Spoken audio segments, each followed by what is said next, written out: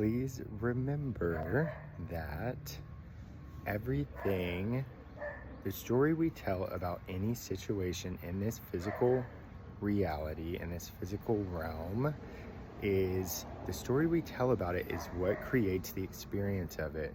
So for me, especially since my awakening, I've been able to see that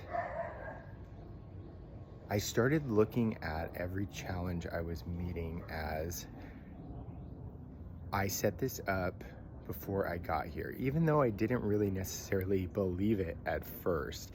Then, like, physical evidence came in the more that I just started telling myself that story of, okay, my soul wanted to come and face these challenges. All darkness that I face is just that. It's just challenge. It's opportunity. It's an opportunity for me to remember the truth of who I am, to stand firm in that. And, you know,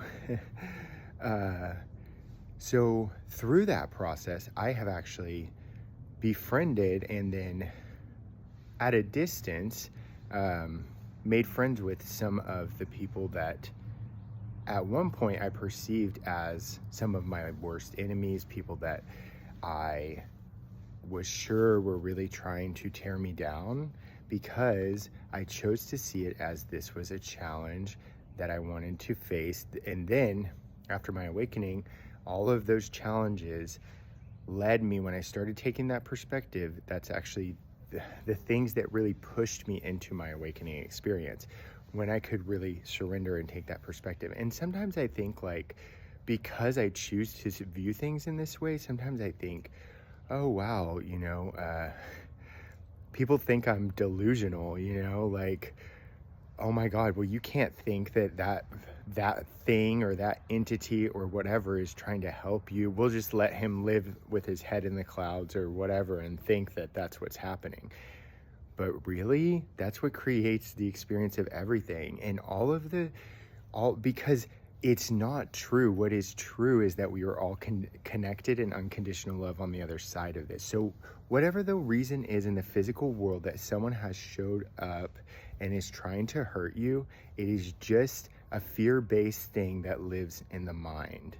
And then when we can take that perspective of, okay, this person is just here to help me remember my truth, and this is a challenge that I chose to face. So how am I going to face it? And so that's what's really helped me also to kind of start to take a different perspective on what's happening in our government system. Like, I see the corruption and I see all that, and I just choose to see that it is all part of the collective awakening. And when we can move out of the stories that, especially before we meet someone in person, like, if we can move out of the story that we've heard about this person and come in with a clean slate and remember, no matter what the story about this person is, we came from the same place. We stem from the same pure consciousness. And this also goes back to the work that I do on myself so that I can be in touch with this pure consciousness. And when I'm coming from that place and I've learned to hold non-judgmental space and compassion for every single aspect of myself, then I can hold that space for other people. And it doesn't matter. It doesn't matter what this story is. Even if that person then tries to hurt me and I can see it, because maybe they heard a story about me, or maybe they heard something, and I choose to hold that space. I hold that space of compassion, of seeing that we are all expressions of the same light, and some of us have forgotten about that more than others. And so when I can hold still that loving space and just let whatever roll over me rather than taking it on, and then I can connect with that part of them. I can stay in my heart and connect with that part of them. And then so that creates my reality, because every single person has that aspect of them. No matter how messed up anything anyone has done in this world, we are still expressions of that same pure consciousness. So if we can move out of the stories and we can do the work on ourselves so that we're able to hold that space for ourselves, then we can meet others with that. And when we're coming from that place, it doesn't matter how broken that person is in this physical form, we can connect with that part of other people. And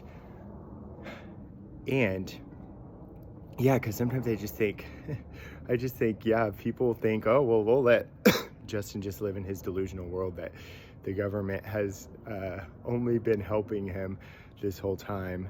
And it's like, that's not hurting me, you know? It's not. And if they're after me, let them be after me, you know? Let them try to hurt me. It is not possible unless they literally kill me in physical form. And I already know that that's not going to happen from being connected to this pure consciousness. Like, I actually am able to know what my timeline looks like. So it's, the fears aren't real. They're made up in our minds. And when we're operating from that place, we're going to create more chaos and more fear-based situations. So when we can work on ourselves, tap into that pure consciousness, then we can connect with that part of other people, and that creates our reality. And through that, a lot of times, the ones that, people say those people are so dangerous, and what I'm like, they're not coming after me, you know? And if they are, let them. I mean, what are they gonna do, you know? Just a kind of a different perspective on that.